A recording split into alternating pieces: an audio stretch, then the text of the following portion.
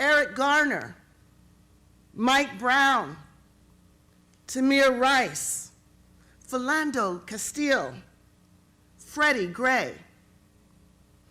I'm always a bit surprised when one or two people don't recognize even the first two names, but fewer than a handful have taken their seats by the time I lift up Freddie Gray.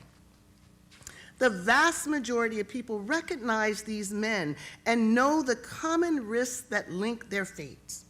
They are Black and did not survive an encounter with the police.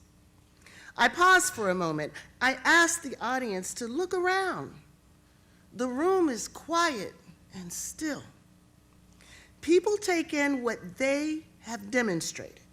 Group literacy about the vulnerability of Black people to police violence.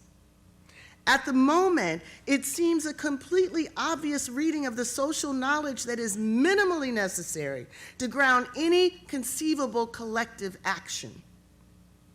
I continue. I say, Michelle Cusseau.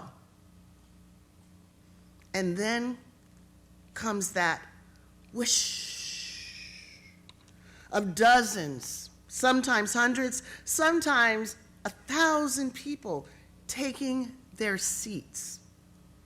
It is the sound of silence.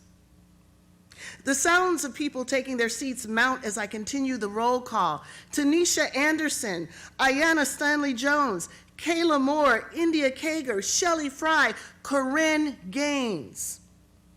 One person is left standing after India Kager, but I continue anyway so people can hear more names.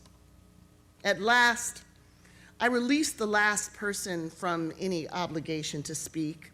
I remind everyone that I'm a law professor after all, and I only say the last person standing will tell us something about the name they recognize to ensure everyone's honesty throughout the exercise.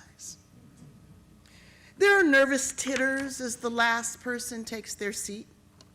This moment releases some of the tension in the room, yet the point still hangs over us.